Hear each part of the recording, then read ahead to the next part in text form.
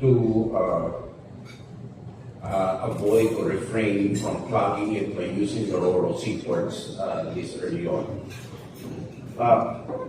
It's indeed a great honor to be invited to the Katipunan conference, which seeks to explore the nexus between national defense and economic development or economic resilience.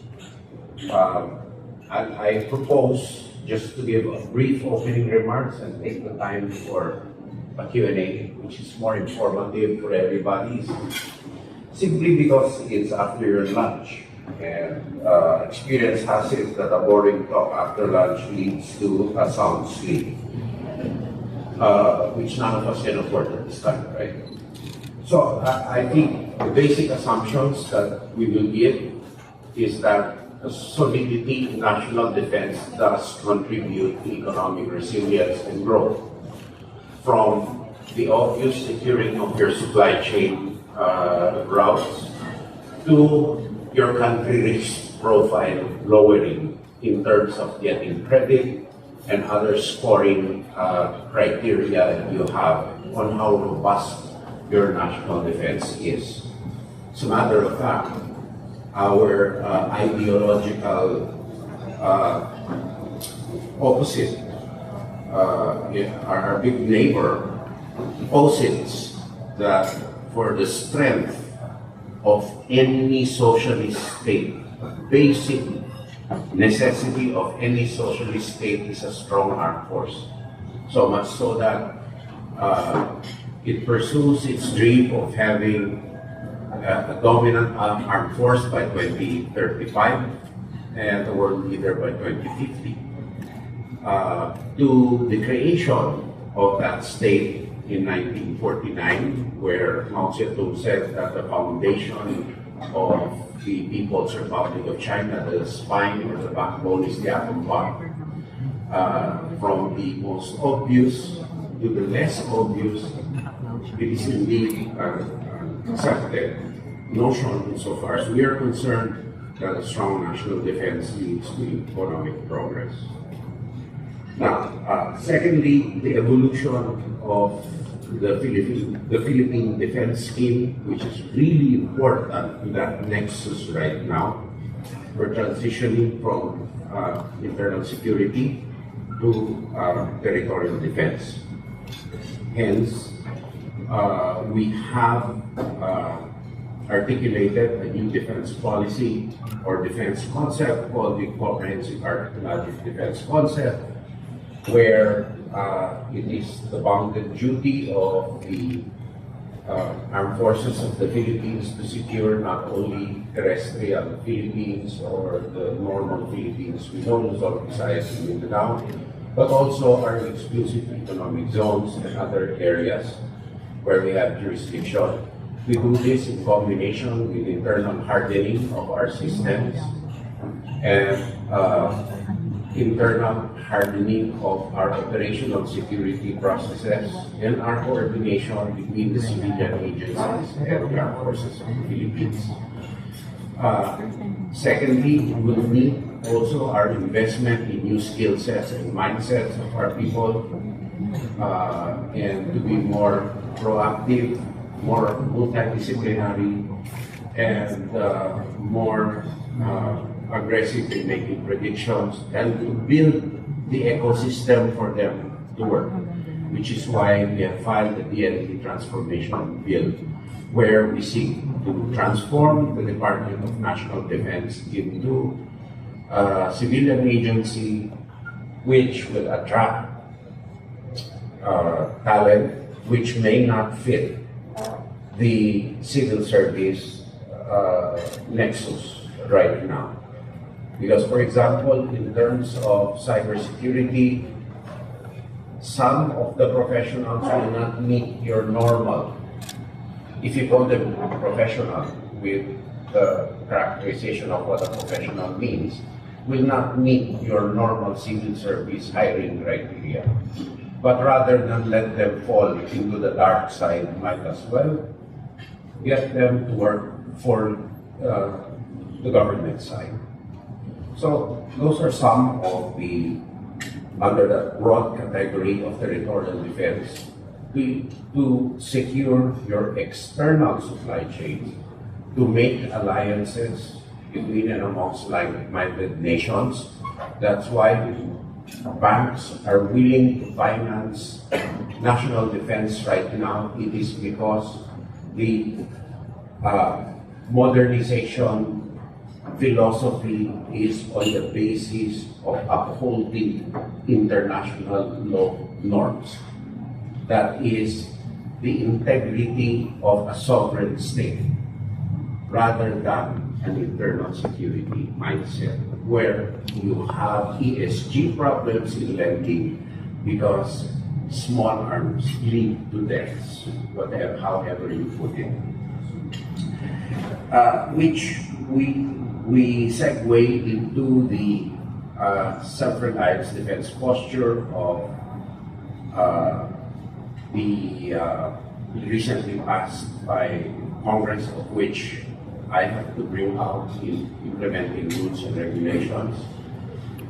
If you notice, our modernization needs right now are for command and control, for deterrence capabilities, and for interoperability. So that is the first year and the second year of the horizon.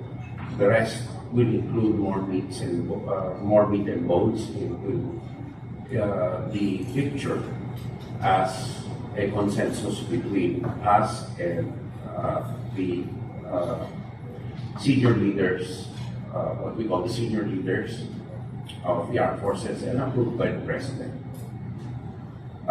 Basically, it's to provide awareness, deterrence, and reach in terms of our naval, air, and land capabilities, both for logistics and for lethality, let's put it that way.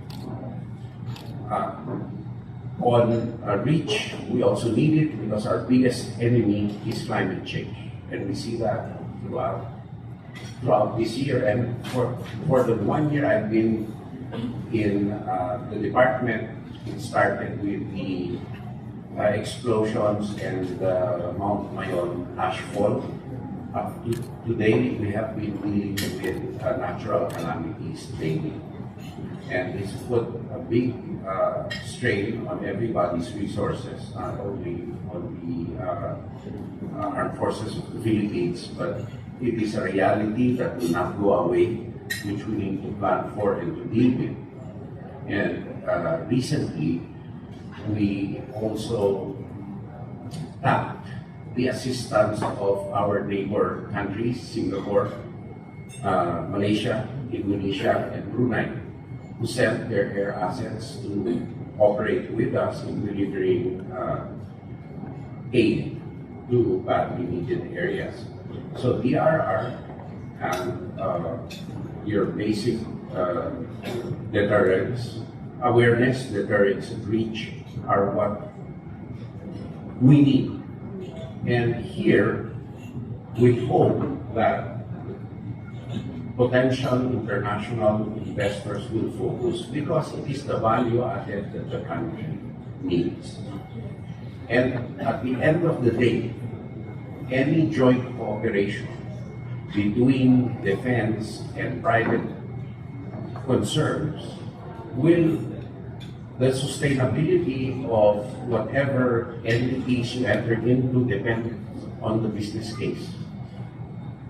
You'll, at the end of the day, it's cash flow, it's profitability, and it's and that's sustainability. Subsidies will be borne out of long-term only if there is a big R&D component in there, and that R&D must be subjected to venture capital standards that at the end of the day will earn a return. But Then again, also, on the other side of the equation, the paradigm of leaving national defense into a fixed asset base, which is fixed, like the basis conversion law, does not work. And I have refused to accede to any extension or increase of coverage in the basis conversion and development authority. Why? For the past 26 years, the modernization fund has only accrued 46 billion pesos, which is not even enough to pay for 1 year's pensions of our retirees of 67 billion. So it is a failed proposition insofar as I'm concerned. And you cannot set off the cost of defense spending to some fixed fund. It is a sovereign act that must be borne by government. It's an investment in freedom, which of course you have to quantify at the end of the day, but it's inherently unquantifiable, indivisible, and essential to your survival as a political entity in this world, particularly for future generations. Secondly, our paradigm of operational security at the present time, which not only us require because of the nature of porousness, particularly in the current operating environment, but also our allies require for sharing of information and for our ability to acquire new technologies and capabilities.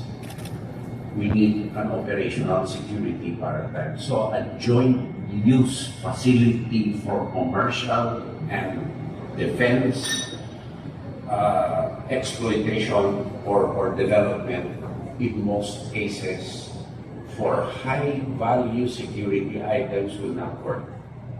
For our forward operating bases, maybe to collocate with the Philippine Coast Guard and as places of refuge for our fisher folk, we need to do that. But in terms of the nuts and bolts of naval operating bases, Air Force bases, missile bases in the future, these have to be standalone and secure. These have to be sanitized areas with high operational security in there. So the joint use, like your Clark and your Subic, may not work all the time. And so we are investing in creating new dockyards and shipyards that are operationally secure, particularly in the West Philippine Sea. We have 10 naval vessels arriving without any dockyard to put them in, so I'm catching up to create new facilities for the capabilities that were ordered before and for the capabilities that we will need. We will also need to re-engineer the design of our structures. A lot of damage has been done by typhoons, particularly to our air assets, because our hangars are made of light materials, GI, roofing, and the like.